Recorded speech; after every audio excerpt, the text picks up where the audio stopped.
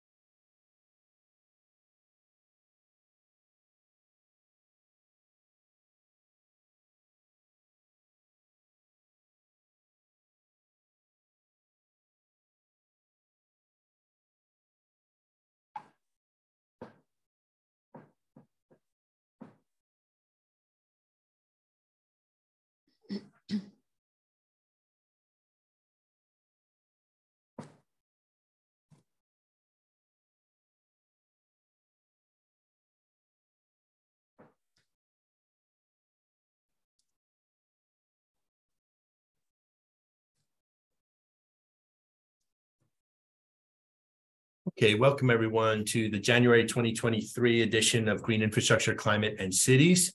This is a monthly seminar series focusing on the unique challenges that climate change poses on cities and solutions that we are thinking about. My name is Franco Montalto. I'm a professor at Drexel University in the College of Engineering and one of the lead principal investigators on CC-RUN, the Consortium for Climate Risks in the Urban Northeast, which is a NOAA-funded team of researchers that are looking at the impacts of climate change in the Northeast US.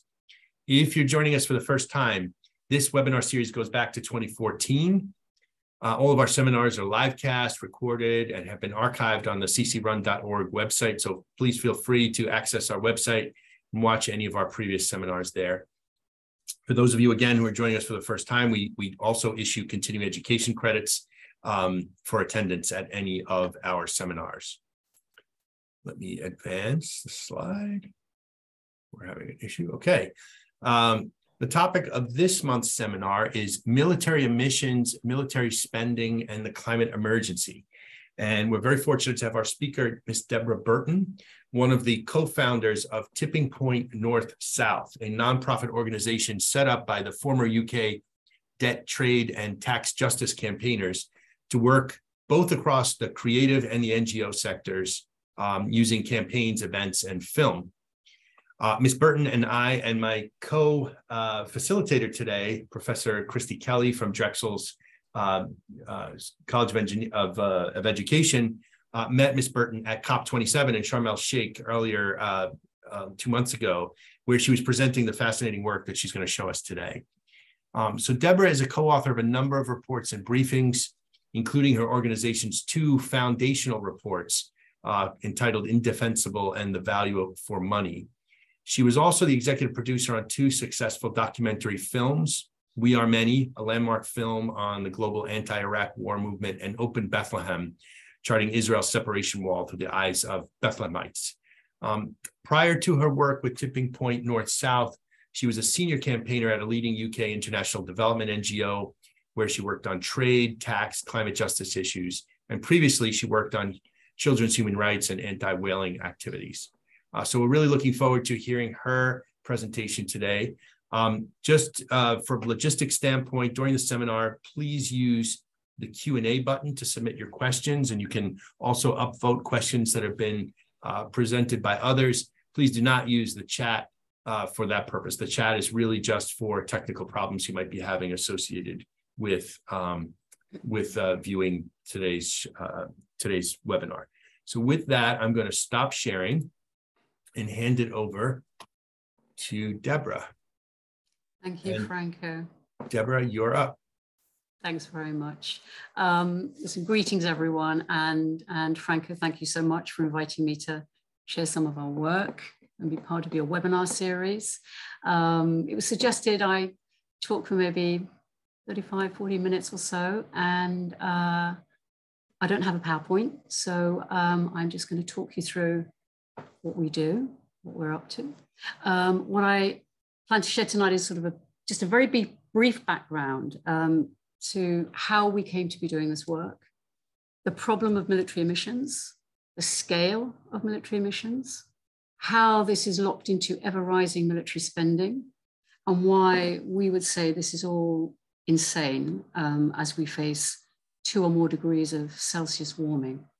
I'm assuming, not always a wise thing, but I am assuming that quite a lot of you will be becoming quite new to the issue. So bearing that in mind, what I hope to do is leave you with a good solid overview and understanding of this issue. One more context within which to place any climate environmental work you may be undertaking, not least through the lens of funding and investment for that work. And as a side issue, and this is really actually for us the most important part of what we do, get you thinking a little bit about what defense and defense spending priorities look like in this time of emerging climate chaos. We make the case that we really need to get conventional defense needs into some kind of proportion alongside these much bigger threats to our collective safety. So how do we move from a sort of a 19th century thinking about adversaries to 21st, 22nd century fit for purpose, protection, security, defense, however you describe it. And we prefer, we use the term human safety, actually, where climate emergency, pandemic are placed equally, proportionately, alongside conventional defense threats. So that's what I hope you'll take some of that away with you today. So as Franco said, our background, we're a nonprofit based in London. Our background is this sort of structural economic justice campaigning. And our particular focus at Tipping Point has always been the sort of economic and environmental justice, looking at the work we do through those lenses. So we very much wanted to develop projects and campaigns that we believed should be getting more attention in those circles than they were. So we were able to get the war on drugs taken up as a development campaign with a couple of NGOs here in the UK. We formed a coalition around something called Make Apartheid History, which was designed to put Palestine in that apartheid frame. And we also have something called MLK Global, which is all about the international Martin Luther King, if you like, triple evils, economic Bill of Rights. And so a few years back, we started to work on military spending and emissions. And it was the pandemic coming on top of ever more perilous warnings about climate change that led us to prioritize this military-related work and flow everything else through that prism. So in December 2020, we launched this project, Transform Defense. All our military spending and emissions work sits there, and it primarily addresses how spending and emissions, military spending and emissions, how that intersects with international development, UN processes, Green New Deal, actually, as well. And we are all about roadmaps. We're all former campaigners or campaigners. So it's all about not just what do we know, but how do we advance the change? How do we advance the progress on that? So that's more or less where we are, where we've come from, what we do. And so now to the sort of the details, a bit more detail. And I do want to say there will be quite a few numbers in this talk, but do let them wash over you. What lands with you, but you will get the overall picture. For anybody that wants to revisit some of this that we're talking about this evening, we will upload this talk. It'll be there to share. So there you go. Okay, so this topic of military emissions, military spending, emissions particularly, is getting attention now almost entirely because of Ukraine, Russia's invasion of Ukraine. 4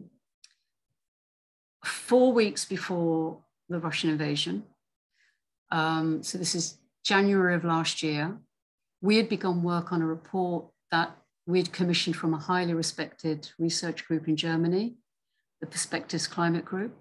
And the report was to be on military emissions in peace and war and UN reporting, or lack of UN reporting.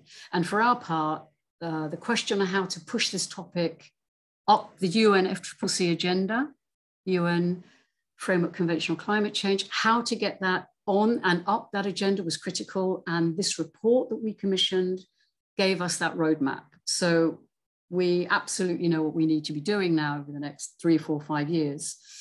And the report was launched in May. So this is after the after the invasion, 3 months after the invasion. And it was launched at a climate gathering in Bonn. And it led to the lead author, Axel Mihalawa, beginning a dialogue with representatives from the Ukrainian government who were at that same conference in Bonn. And that led to Ukraine hosting this official side event at COP27 in Egypt. And the event was covered by Bloomberg and AFP and The Guardian, and it was one of 3 or 4 lead stories for that day. It went out across all of their respective international outlets. Ukraine had released a report for that side event. They had a lot of information to get out. We had a lot of information to get out. And it was all, I mean, it was a lot of our key messages were widely quoted across the press. So what did we learn from that? We learned from that it took a European war on our televisions every day for the climate impact of war to break out into the mainstream media. And actually, until the Russian invasion, military greenhouse gas emissions in war was basically absent from media coverage and climate policymaking. So conflicts in Afghanistan, in Iraq, Syria, Libya, Palestine, Yemen, none of those conflicts had brought attention to the topic. And the other shocking truth about this invasion, this Russian invasion of Ukraine, is that as a result of that conflict, we are seeing increased defense spending. We are now in a new arms race, which in turn, and the bulk of defense spending does go on, more gas guzzling hardware. So on both counts, we're absolutely being taken in the wrong direction in the face of climate change with not near enough funding for mitigation, adaptation, or loss and damage. And what is equally incredible is that till now, military emissions reporting to the UN is voluntary. So we'll get onto this missing emissions, military emissions story, because there is no accurate account of military emissions in peacetime or war, because the military, the global military, is exempt from compulsory reporting to the UN. And that derives from the US lobbying and getting exemption at the time of the Iraq War. So since then, the Paris Agreement of 2015 made amendments to this. So it's a little bit better than it was. Some countries now do report, including the US, the UK, Germany. They voluntarily and partially report. That's the problem. And this is because the codes that they're following under the IPCC just have a handful of items that mention sort of domestic military related activities. So it's all a bit blurred. There's also confidentiality in the mix. Because it's seen as national security. So we really only have partial and patchy data. And this is for military operations in peace and war, for overseas bases, the defense industry itself, the supply chain, which is huge. And also, last but definitely not least, is the resulting long-term climate impact on the environment, as well as the emissions burden from the aftermath of conflict-related destruction and rebuilding. I mean, the disposal of rubble and rebuilding from infrastructure destruction is a long carbon-intensive process. I mean, there's a quote here, which when I read it, United Nations Environment Programme manager said of the Iraq cleanup, that the amount of trucking and emissions that will be required to dispose of this debris in Iraq is like traveling from the Earth to the moon multiple times. I mean, more recently in Syria, over 20 million tons of rubble was generated through the destruction of close to 50,000 buildings in Aleppo and Homs. And it's estimated that reconstructing these buildings would generate something in the order of 11 to 19 million tons of CO2 emissions. So how big is the problem? The problem is big because military spending is big, and we have some very big militaries in the world. And so we say that the military emissions issue absolutely justifies the description emissions elephant in the room. And that's because researchers estimate that militaries and their supporting industries, so the whole supply chain combined, accounts for 5.5% of global emissions. So this is more than civilian aviation and shipping combined. And to give you a sense of why it's as large as it is, the US military and defense industry combined is approximately 6% of your national total emissions. Here in the UK military, and we're big spenders, UK military and defense industry combined, it's approximately 3% of national total emissions. If you were to estimate the global carbon footprint of global militaries and the defense industries, it's coming in at 5.5% roughly, and that footprint is larger than Russia's national carbon footprint.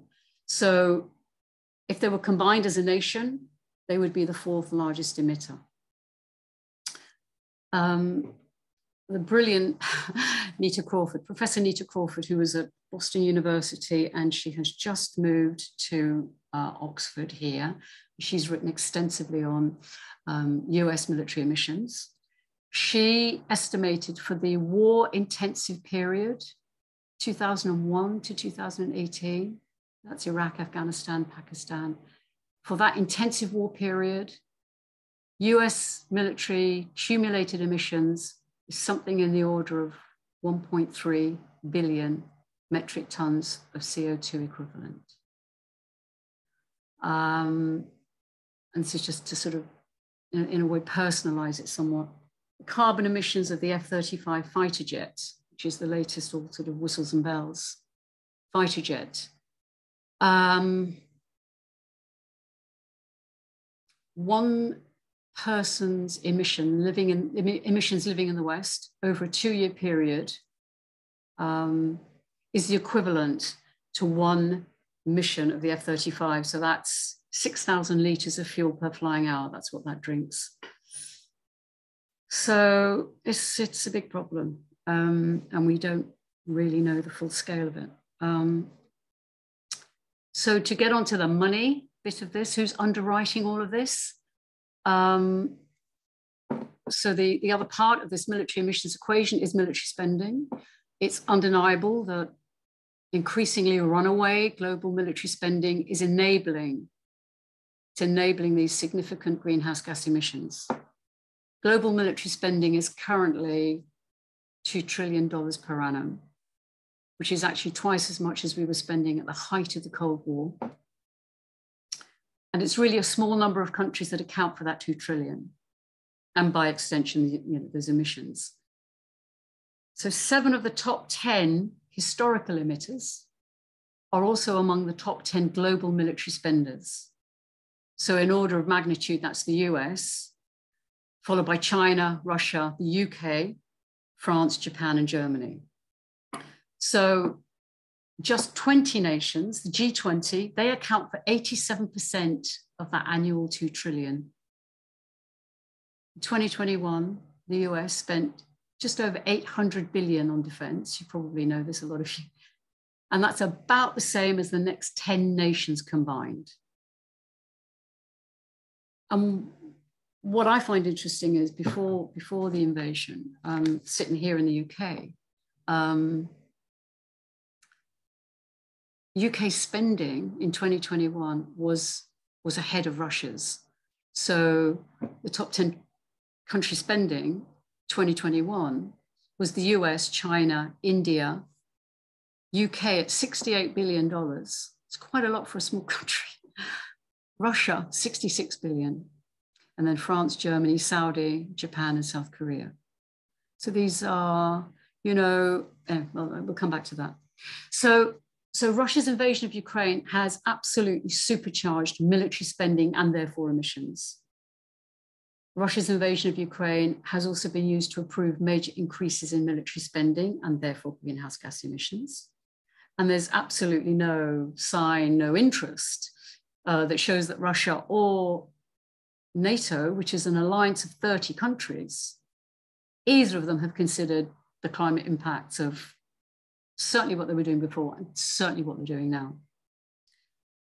The European Commission, as a result of Ukraine, anticipates a spending boost of approximately 200 billion by its member states. The US has just approved a record 840 billion for 2023. Russia has approved a 27% increase in military spending. And this is the thing to remember. In 10 years, since 2013 to now, military spending overall has increased by 21%. So we've talked about the supply, the supply chain, the defense industry, the arms trade that we call the sort of super rich contractors of war, because you can't talk about military spending without addressing the defense industry. Obviously, they are the makers of jets, tanks, missiles, bombs, bullets. And they are integral to the story because they do receive huge amounts of taxpayer money. And their industry is equally part of this unaccounted emissions story. So the top 100 companies, arms companies in the world, accounted for something like $530 billion in arms sales in 2020. And of that top 100, the top 20 account for 2/3. And of that, those companies come from a handful of countries. So that's the US, China, Russia, UK, France, and Italy.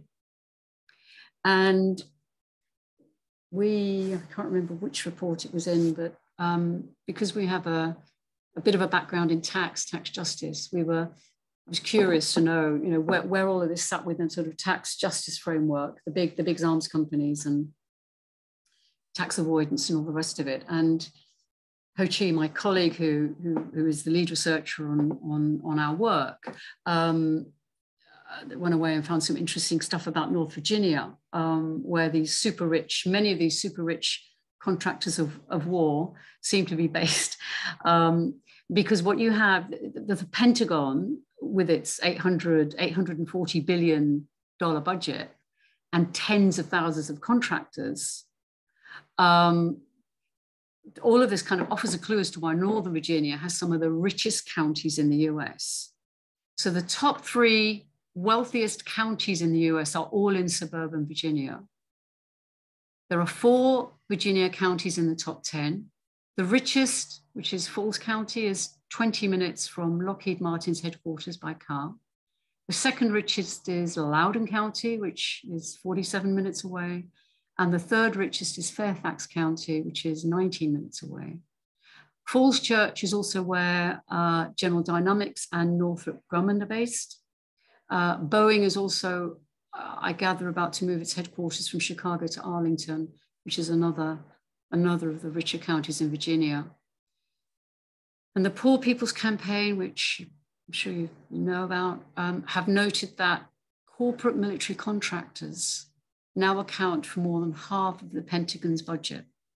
One contractor alone, Lockheed Martin, in 2018, took more than $35 billion in Pentagon contracts, nearly as much as the entire $40 billion budget for the State Department and USAID combined. So meantime, in this climate emergency, how do these numbers compare? In 2020, the ratio of public climate finance, what governments spend, to military spending was 1:6. It's a ratio of 1:6. So 321 billion was spent on public climate finance. That's less than 1/6 of the sum spent by global militaries in the same year. And since 2015, the G7 have committed to spending 100 billion a year to support climate action in developing countries. That pledge has yet to be fulfilled. They've never met that target. And so the richest countries most responsible for the climate crisis are spending 30 times as much on their armed forces as they spend on providing climate finance for the world's most vulnerable countries. Something that, by the way, they are legally bound to do. Between 2013 and 2021, the richest countries spent 9.4 trillion on their militaries, compared to an estimated 243 billion on additional climate finance. So there is an ocean between what we are spending on conventional militaries and what we are spending and committing to in terms of public climate finance. So to put this in some perspective, we did some comparisons for a report we published in 2020, and we use this $2 trillion figure because that is the lifetime cost of the F-35, 2 decades worth of development, and it's 2 trillion, and I think it might be 2 trillion and running. It's also this annual figure. Annual global military spending is 2 trillion, so one or the other. We just wondered, what would that get us? So 2 trillion would get you climate finance in full for 20 years, or it would get you UN disaster risk reduction for 4,000 years, or it would get you global biodiversity conservation, 100 billion a year for 20 years. It would get you WHO funding at 2 billion per annum for the next 1,000 years. It would get you UN peacekeeping at 15 billion per annum for the next 133 years. And that's just to put it in some kind of long-term context. I mean, you know, what do we deduce from all of this? What does it tell us? It tells us that, broadly speaking, climate goals are thrown out of the window when it comes to military objectives. The war in Ukraine is already diverting resources from climate finance to military spending. In June last year, the UK shifted money from its climate finance budget to partially finance a £1 billion military support package for Ukraine. The Norwegian government has paused disbursements of development aid, including climate finance, to get an overview of the consequences of the war in Ukraine. And to bring it home, and you know, I'm aware this is a predominantly US audience. What does this mean for domestic investment in the US in climate change policy, action, building back better? What does all of this mean for the US? There is so much brilliant analysis to be found in many policy and advocacy organizations in the US that dissects this sort of madness of American military spending and the impact of that at home and abroad. You know, there is a reason why the whole world follows US presidential races, Senate races, Congress. It's because we know it impacts hugely on the rest of us, especially foreign and defense policy making. And by everyone, I mean absolutely everybody, from the EU to China to Russia to climate policymakers around the world. The US matters. Decisions that are made there matter. So a few great places to get analysis on this stuff, and do follow them if you're interested in this issue, or you become interested in this issue.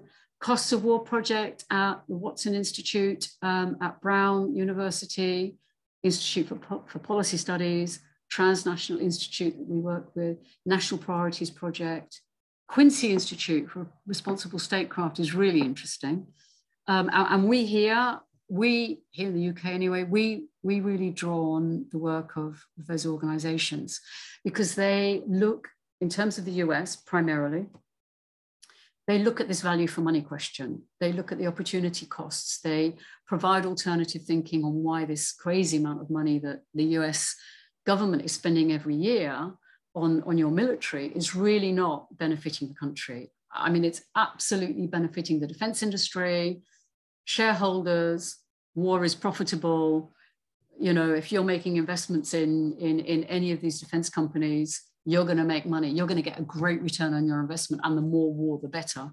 So it's good for all of that. It's great for chess speaking on the size of your military. But security, you know, I think we all know that 9/11 blew a hole through that.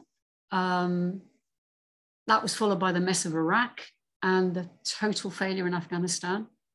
So there's also then how that money is drained away from domestic needs, from infrastructure investment, climate change related action. So on jobs, in the US, say, research shows that if the same amount of state investment that currently goes towards military industry workers, if that was instead invested in renewable and other sectors, it would create more jobs. So back to the Watson Institute at Brown, it showed that for the same volume of public spending, 40% more jobs would be created in infrastructure or the clean energy industry, 100% more jobs in health, and 120% more jobs in education. And we're really interested in Green New Deals. We have something we call Green New Deal Plus, which is we want peaceful green prosperity. If you are looking at Green New Deal policymaking, you absolutely need to cast your gaze to this topic. We co-published a report with TNI, Transnational Institute, on military spending and emissions for COP. And we flagged some of this Green New Deal thinking in terms of flowing in the military. Because we make the point that if you actively cut and divert military spending into climate spending, while supporting those military industry workers to convert to sustainable low carbon economy, it's absolutely a win-win for workers and climate. In 2022, there was a workers' inquiry by the Just Transition Project, and it interviewed military industry workers and union reps in the US and the UK. And there was, amongst those workers they interviewed, there was support for change. One worker in the US said, I'd be happy to lose this job and find another. And if it was in a renewable resource, research or job, that would be fantastic. I would feel better about my life if I did that. I feel that it's important that I do my job properly to keep people safe, but would I prefer to do something that was more relevant for the world? Absolutely. And again, from the Costs of War project, I think just published this week, new research on how, this is quite interesting, on how defense industry jobs linked to military spending increases do not bring prosperity. Of the 20 states with economies most dependent on military manufacturing, 14 experience poverty at similar or higher rates than the national average. Last week, another great researcher, Stephen Semler, was sort of explained about how the Build Back Better bill was slowly but surely undermined. So in March 2021, the infrastructure bill, that started out at 2.6 trillion. By mid-November, enacted as the Infrastructure Investment and Jobs Act, was 548 billion. It's a massive drop. And much of what fell out, he says, including the most important climate provisions, they were put into a 3.5 trillion reconciliation bill alongside welfare programs, the American Families Plan. That bill was hollowed out. So the House passed version took it down to 2 trillion. And once the Senate, as he says, was done with it, it was worth 437 billion and called the Inflation Reduction Act. And he takes those numbers and he puts them alongside what was just passed for military spending. At the same time, 1.7 trillion was approved for just 2 years, 2022 and 2023.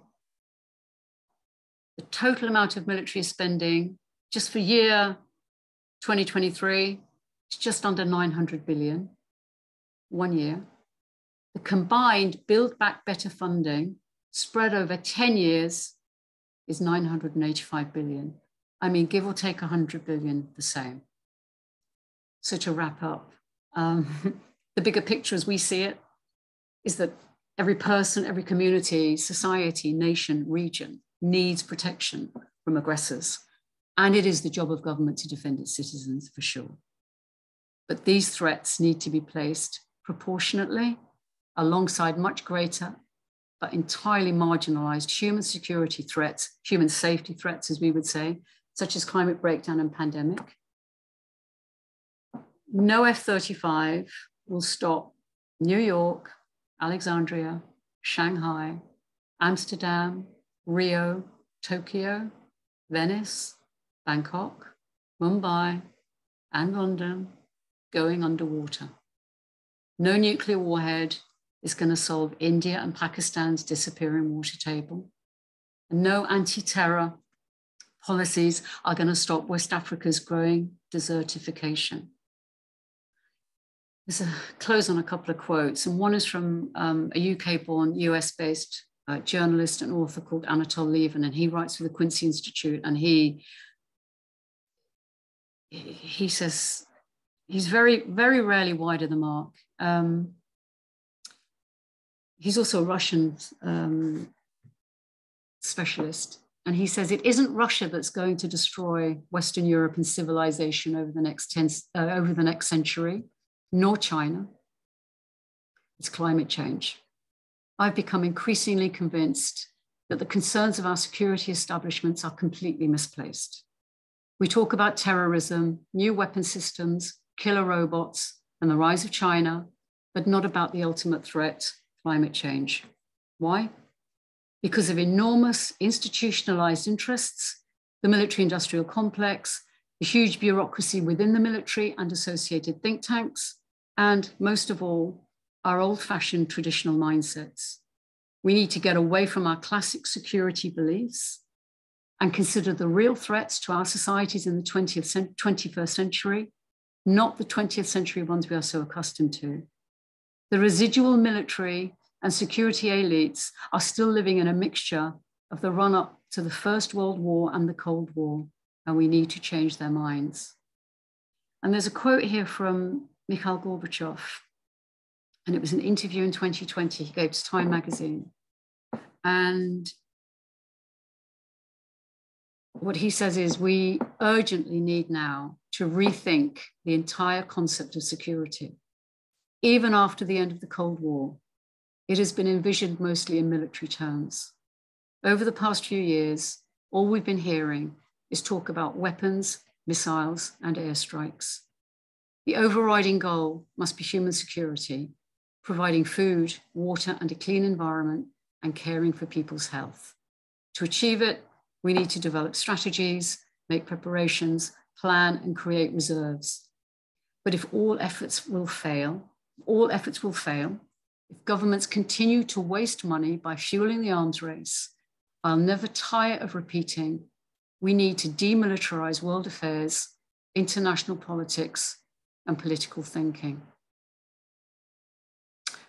I mean, really, I'm going to finish now and say that really the only stats in all of this that we really need to worry about are that, number one, we have 7 years to cut emissions by 45%. So we have till 2030. And in those same years, 2023 to 2030, there will have been approximately 15 trillion more spent on the world's militaries. So there is money to meet our climate needs at home and in support and in solidarity with our family in the global south. And it is sitting inside these insane military budgets that just reflect an outdated paradigm, you know, in an era before climate change sort of made a mockery of borders. As we say, there can be no secure nation without a climate secure planet. And I will end there. Thank you. Thanks so much, Deborah. With that, I'd like to invite Christy to join. There we go. And Ho Chi, if you're welcome as a co-author with Deborah to join the conversation. We've got a number of questions. I think I'll just sort of kick it off at, with something inspired by some of the questions that were there. Defense capacity and emissions are,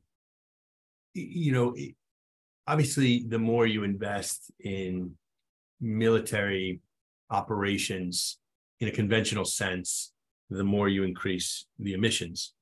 But is there, how do you address, are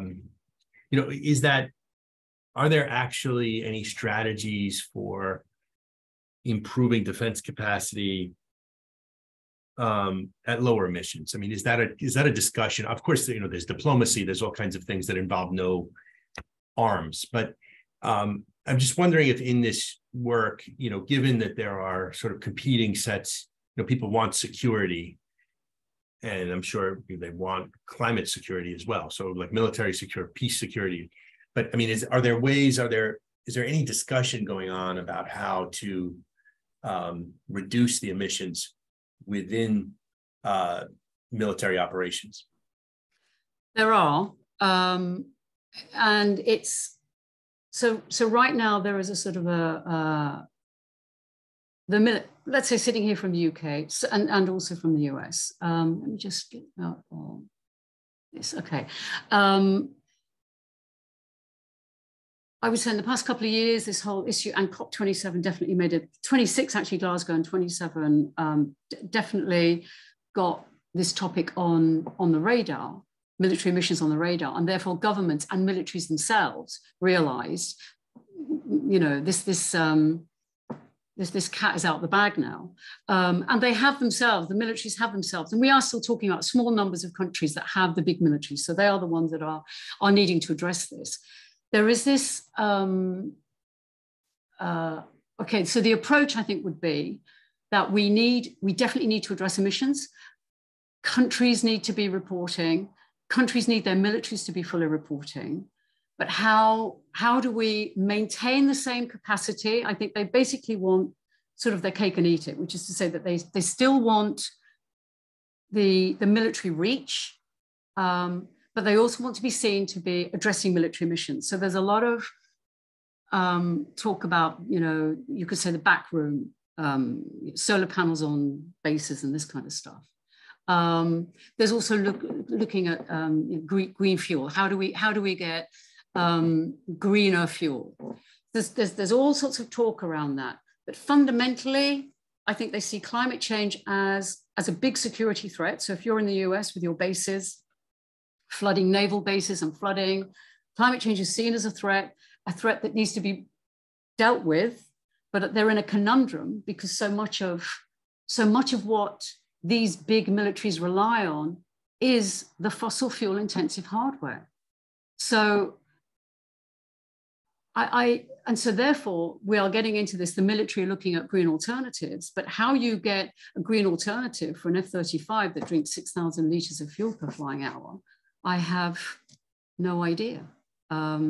So what the other side would say, what people like us would say is, we need to look at climate change differently, not as just another threat to be dealt with, and not as something that we somehow need to address, but still somehow want to carry on business as usual as big military powers.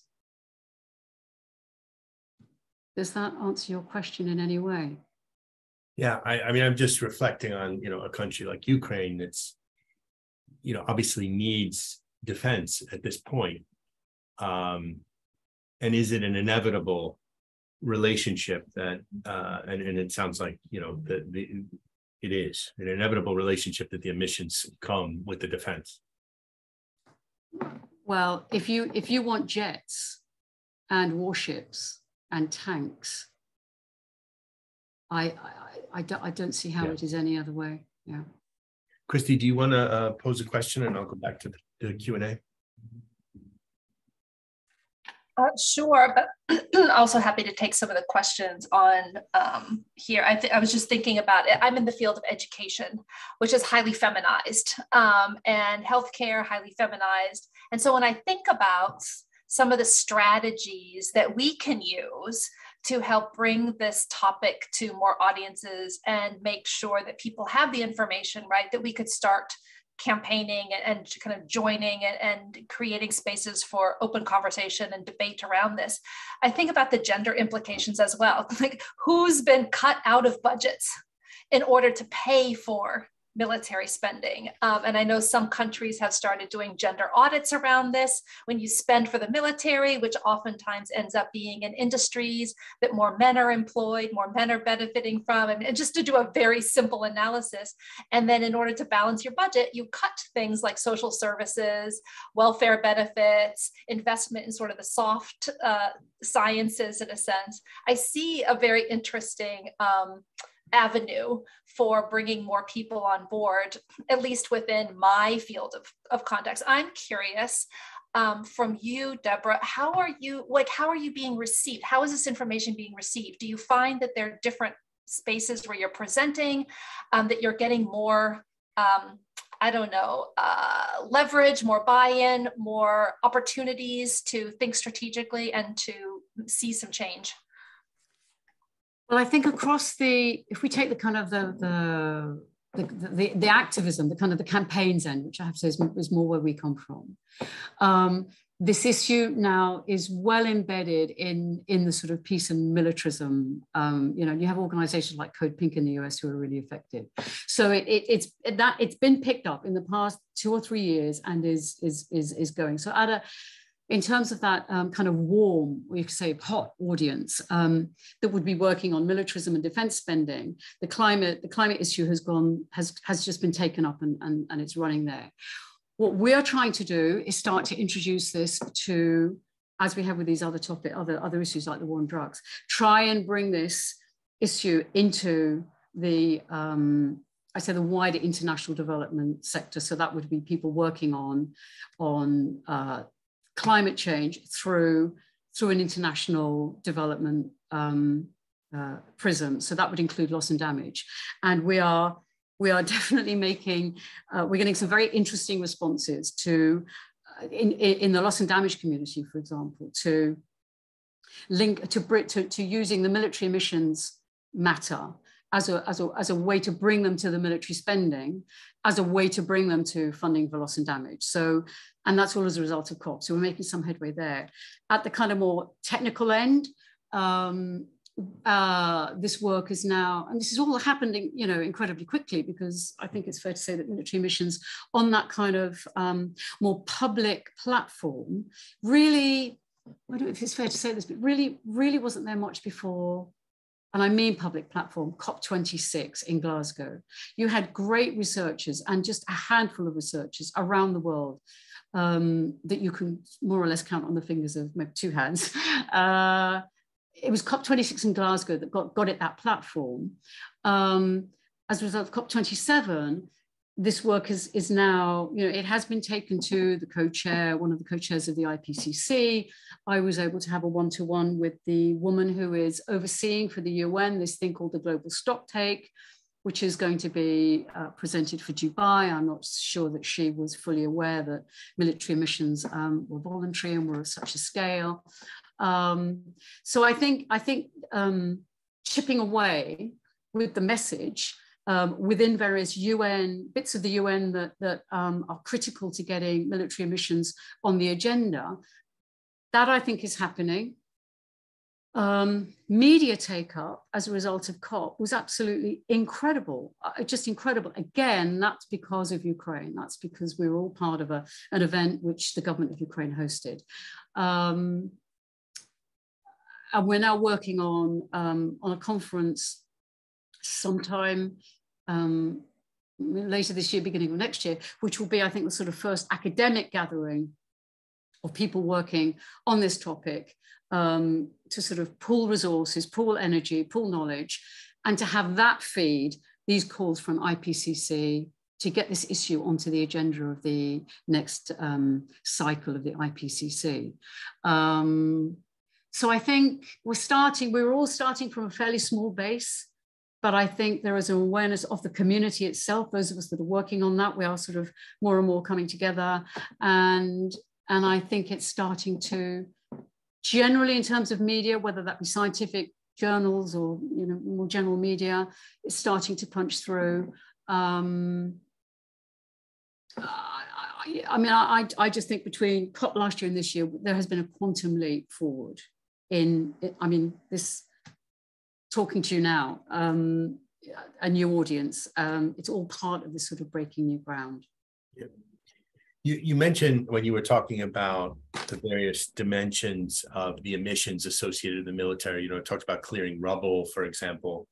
And I was just curious, we hear a lot about climate migration, people leaving parts of the world that are subject to climate risks, disasters. It just struck me as you were talking that there are people leaving conflict zones. And did your study look at the emissions associated with migration of people away from war zones? Is that a significant component of when you sort of give these numbers, 5% of global emissions associated with, does it include things like the movement of people away from conflict? I mean, that's really interesting. Well, for two reasons. One, we don't know. The first country to try and calculate the emissions burden in a conflict was Ukraine. And at COP, at that side event, they presented a report, which was to try and estimate the first 7 months of that conflict. So that was from the February to the October. And they included the movement of peoples in there. And it was one of the four key components of their conclusions. So, now I'd have to remember this. First, I think it was fires. I hope Chi is on the call. He might remember more than fire. And it wasn't necessarily, I think the movement of displaced peoples was sort of number 4 in the list of elements. And I think they calculated for those 7 months that something in the order of, was it 100 million tons of CO2, Ho Chi, Ukraine? But it's never been done. That's why what Ukraine has tried to do and what they presented at that event was the first. It has not been done for Iraq. It's not been done for any other conflict, number one. And then the other side of the movement of peoples is this thing where you could say the militaries of the global north, the US, European militaries, they are seeing climate change as a security threat in the shape of movements of people. So there is already increasing, T&I have written brilliantly about this, Nick Buxton at Transnational Institute, on the securitization of the climate emergency. So it will be seen as just one more threat to address. How do we stop people's, how do we stop them coming here? And that's where I say a lot of people are saying, we've got to turn this around. And instead of seeing climate change as this threat that needs to be dealt with in military terms, we need to be reassessing entirely how we look at the problem. The movement of people, but I'm assuming also the military supply chain, right? Resources that are needed for, is a source of conflict itself. Supporting the military, just to build on one of the questions from Carl, supporting the military industrial complex. It's not just the movement of peoples, but it's the resources that are needed to support the military, and the geopolitics of where those resources come from actually, ironically, creates the need for security. I mean, and we are in this sort of vicious circle. We would say the global military is absolutely up to its neck in climate change in terms of its emissions, and doubly so because of the this kind of the multitude of consequences that come from any military engagement. And let's face it, generally speaking, it is the rich world, although we have Saudi in Yemen, the Saudi-led coalition, but it has been the global north with their heavy weaponry, their hardware, bringing that somewhere else, whether that be Iraq or Afghanistan or, in the case of Saudi, Yemen. So it's absolutely part of the problem, but it will be presenting itself as the solution in many ways. So whether that is, we will stop, the movements of people who are facing extreme climate change and need to get away. It's just a multifaceted problem that we face with the global military in terms of climate change, military spending, and more or less it being hidden from view. It's not really talked about anyway. I mean, there are massive gaps in our knowledge on all of this. As you're talking, I'm thinking on a completely different scale about the way we deal with climate risks in particular places, right? And this sort of debate in the resilience world about, and you talked about build back better, but, this like defend yourself. In fact, I think in flooding, that's sort of one of the discussions. It's like defense. Do you build defenses or do you accommodate or you do adapt, right? And it just strikes me that, the way you're portraying this on a global scale in terms of defense spending is sort of the same. It's sort of the same debate on a different scale. There's high cost to sort of create this sense of security through defense. But that high, there may be another way. There is another way that's not as militaristic. I mean, you could think about it in the context of flood prevention, that the resilient approach, the way of thinking about how to work within the sort of context or the system that we're, as opposed to countering it, is sort of pushing against it. And I suppose the same is true in, various ways that we deal with ecological problems. It's, combat versus accommodate or adapt. And just interesting to me how, you put this in a very blunt term in terms of military spending. Could you say a bit more about that from your point of view, in terms of your work there? Well, in my work, I mean, from an engineering perspective, I often find it interesting that the degree of gray infrastructure or hardware that's required to build a levee, build a protective measure, do something that is counter what nature is trying to do, right? I mean, in many cases, we've superimposed buildings on top of landscapes that used to flood all the time. And then we insist on, building up defensive mechanism that allows us to put whatever we want at that location. And that's not necessarily good engineering.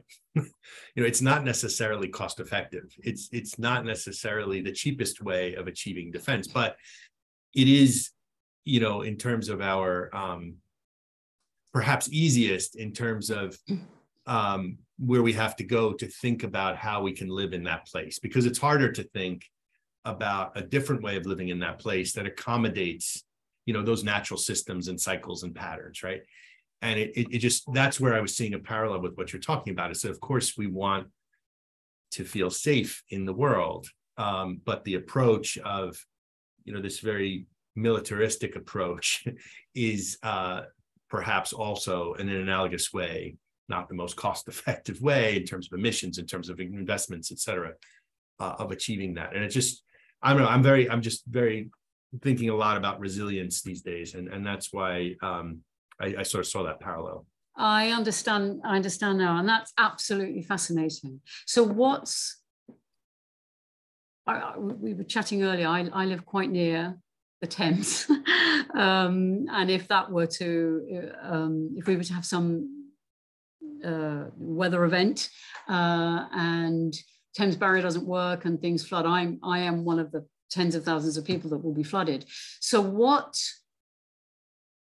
just to ask, see what you would think. What are the alternatives to from your position there? Alternative ways of being what does the alternative look like in that case? Well, I mean, the classic ways in just going with the flooding example are, defend, accommodate, or retreat, right? Those are the ways. I mean, managed retreat, I mean, is not, I don't think it's a coincidence that's a term that's also used in military context, right? It's not, it's viewed not positively in a military way, but I mean, it's also, and I would say there are some people who talk about managed retreat as the solution to some of the environmental hazards that we face, but there's also a lot of people who resist that, and the accommodate, the figuring out of a way to have a sort of healthy coexistence. Those are what I find some of the more intriguing strategies for dealing with climate risks, physical climate risks in specific places. Very fascinating. Yeah.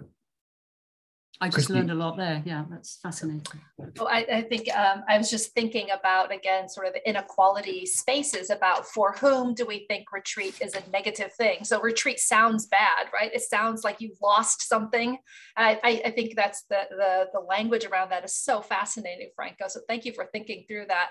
I do a lot of my work and development in Vietnam, a place that we have, created a huge climate change problem from multiple standpoints, but it's layers upon layers, going back to Chinese 1,000-year rule of some areas, trying to build roads, create bridges, create, forced rice paddy spaces in areas that weren't naturally so. And every layer of development that comes in, Chinese, French, Japanese, American, World Bank, right? They basically go back and look at all of those blueprints before them and just implement the same thing on a hyper scale that's bigger. And the idea that you should rethink your environment doesn't really come into play in development spaces. We just pick up some of these old failed projects, right? And try to do them with new engineering, better experts, more money. And I think we come up with some of these very problems. Whereas if you're in the ethnic minority communities in the highlands, it's very easy to make a decision that we should just move everybody off their land. Resettle is not retreat if you're going to create a hydroelectric dam, for example. So again, thinking in terms of these power dynamics, for whom is retreat a negative and for whom is resettlement supposed to be a positive? And how do we reframe some of this in ways that allow us to think differently? And I think that reframing is absolutely essential and requires a lot of creative engagement with lots of different people. Yeah, it's a great point. And I think, even in the flooding context, this idea of retreat conjures up some very interesting sort of conflicting points. There are folks who say, I understand climate change. This place is doomed. You must leave, right? And kind of see managed retreat as the inevitable outcome. And then when you look in greater detail at the places from which these voices are saying one must retreat, you see places where people grew up, you see complex communities, and you see, emotional ties and cultural ties that are really quite important. And so, it does beg this larger question of when do we decide, that we must retreat versus invest in either accommodating or protecting or in some way enabling life to continue in this particular place. So in your conversation, Deborah, it's like, now we're talking about places of conflict in the world, and it becomes, perhaps even harder to have that conversation than it is when we're talking about a natural hazard, but I'm just sort of riffing on that because I to your point, Christy, it's really interesting who's talking about retreat as a positive thing versus, who sees it as devastating culturally and emotionally.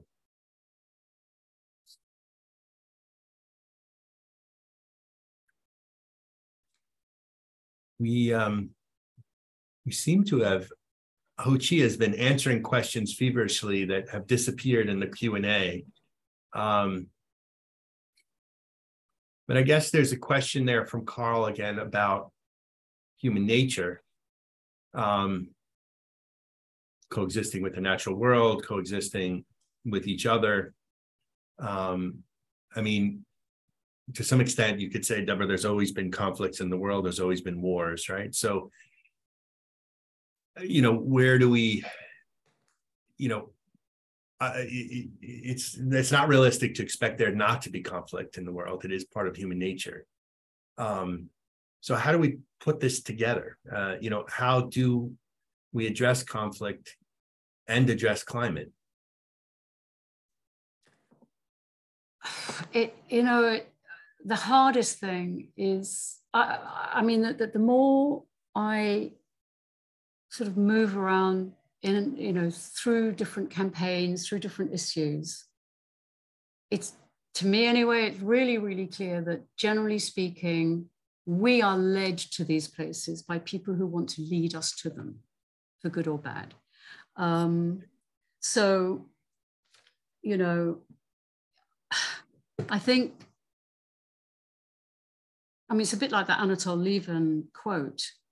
You've got such profoundly powerful vested interests who are very happy to kick the can down the road, not least because when we all finally reach the brink, and actually I would include, this can be the defense industries who, was it Raytheon or Lockheed, one of the CEOs of one of those arms companies, completely without irony, completely without shame, completely without any sense of self-awareness, said that the US's withdrawal from Afghanistan was a sorry day for them because their shares would go down. What you have is a I don't know what, ultimately I guess kind of one sort of elite, whether it's arms trade or the financial industries or the fossil fuel companies, or you could go on and on and on, who all have interests in maintaining the system as it is, and they are taking us all with them. And so to come to the point about conflict, yes, we will always have conflict, but I think that things are escalated or manipulated or exploited to suit certain vested interests or outcomes. And the toughest thing with all of this is a lot of it is locked into how, in terms of revolving doors and contacts, governments and foreign policy. The majority of people in this country did not want to invade Iraq. We went into Iraq on a lie. And the lie was that Saddam Hussein was involved in 9/11. Saddam Hussein had nothing to do with 9/11. But we go in and we set the Middle East on fire for the next 20 years, and everything that kind of spills out from that. And all of the voices who were saying at the time, for God's sake, don't do this. This is just gonna, and they listed, and those consequences came to pass in terms of encouraging extremism and all the rest of it. They weren't listened to, but the majority of us just had to sit by and watch it happen, and worse, pay for it. So I mean, in terms of what we're doing, which is this business of trying to join with others that are trying to get different ways of thinking about foreign and defense policy, because this is ultimately what, in terms of, when you're talking about war, you're talking about foreign and defense policy. How do you get over this hurdle, especially in countries where we are big military spenders? We like to think that we are all kind of chest beating and hugely important, and we all know who we're talking about. We're talking about, largely speaking, European and North American economies. How do you get beyond the news media? How do you get beyond the think tanks? How do you get these ideas out there? And I think it's a miracle that any change, any progress, any good stuff ever happens in the world when you consider what it is that we are up against, whether that's influence, money, political power, all of it.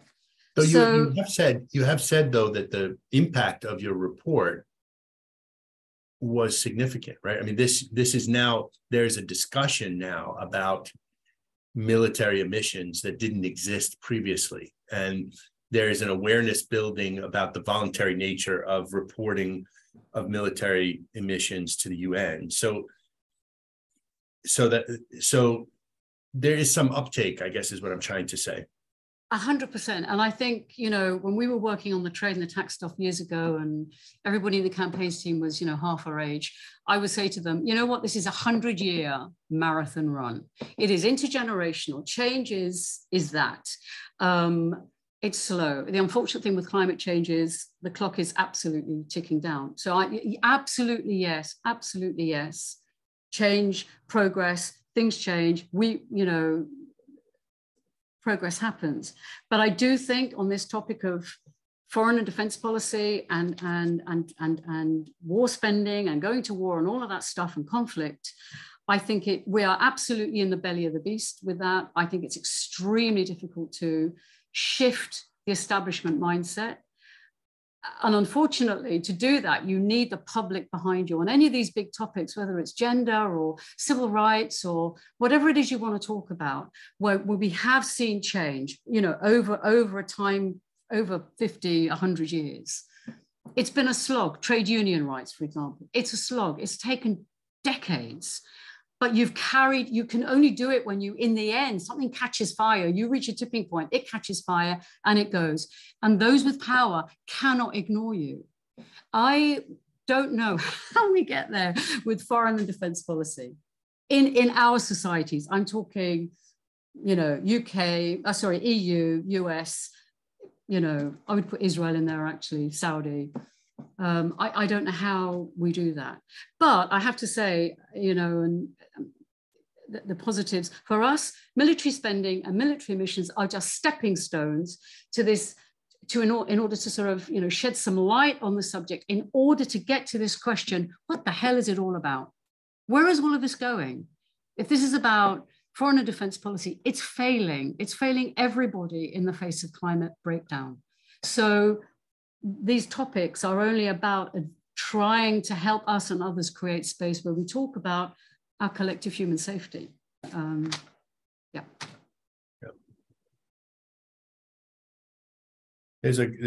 Jose brought up a few good points. I mean, in this discussion about, well, if we can't even agree on climate change, as an important issue, among certain segments of the population, that's working against us. And then the point that public policy is sort of replete with problems in general. People point out the hypocrisy of public policy all the time. So, trying to point to this emissions impact of defense policy is going to also be sort of rife with problems there. I guess Jose's third question, though, is about within the defense industry. And I know this may not be the focus of your work, but weapons disposal, transport, you talked about rubble. Are there subsectors within the defense industry that you could say are the main culprits? Oh, well, that's a good question. I'm not sure if Ho Chi has an answer to that. I mean, I'm assuming that it would be at the bigger end of the production scale. So when you're talking about the production of warships and jets, these are sort of 10, 15, 20-year projects. Fuel consumption, what does that mean, Ho Chi? Yep. No.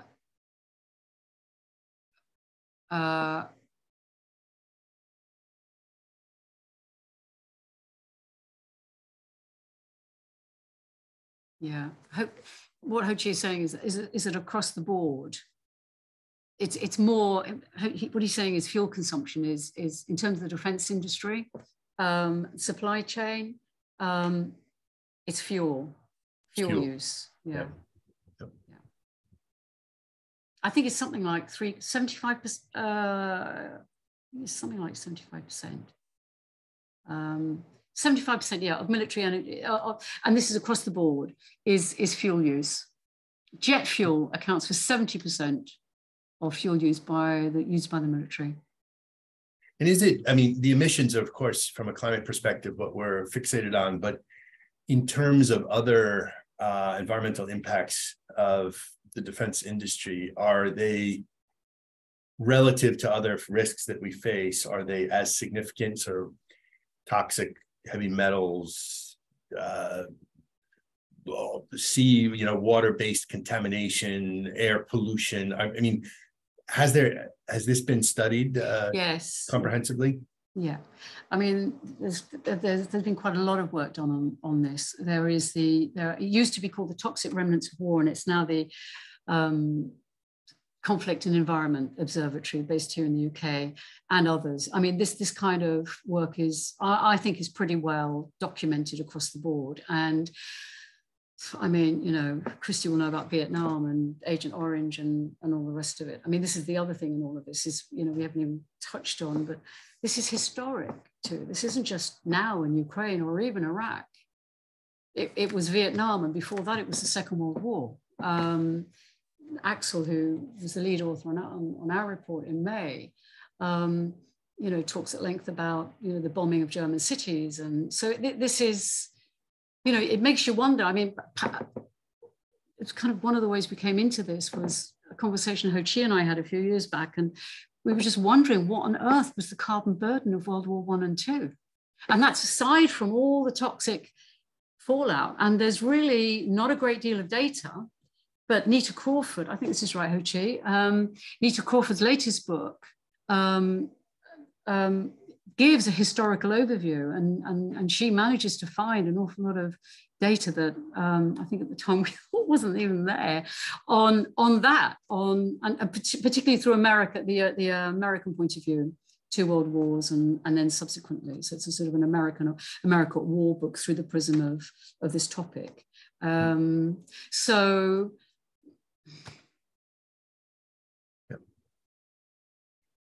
Christy, do you have any? Just one sort of last random thought, which isn't random, I suppose, but just thinking about the challenge, especially the conversations going on in the Q&A chat space is, it's about growth. What is development? What is economic development? And we created a GDP accounting system to allow for us to always be in the black when we have military spending.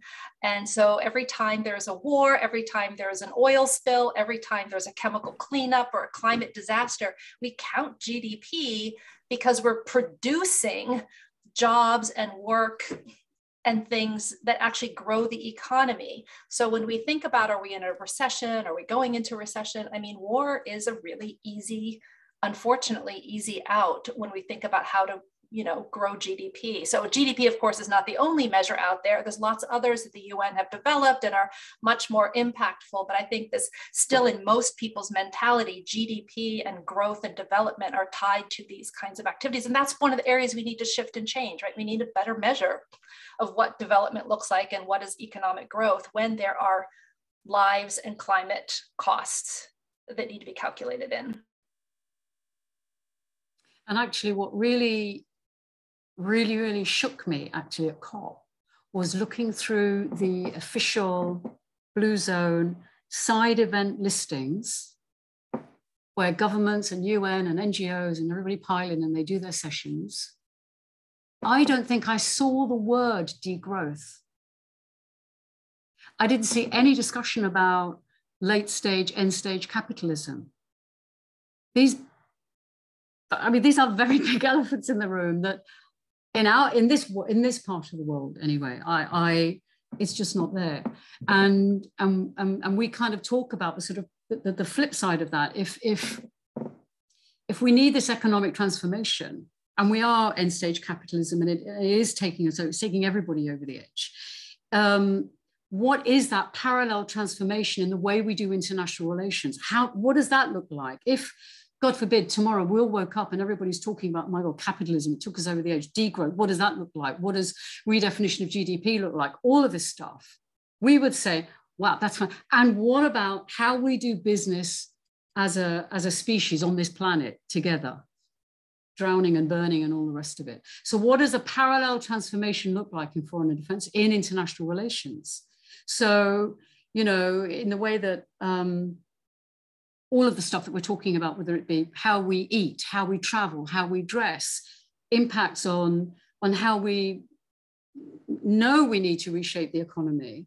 So this business of how do we deal with our differences? How do we, to pick up on one of the questions before, you know, how do we live side by side more effectively? And what does it mean to try and insert that into establishments that are actually very happy to see never-ending military budgets and, you know, take us into wars and conflicts, and if not into wars and conflicts, then to export our wars and conflicts elsewhere.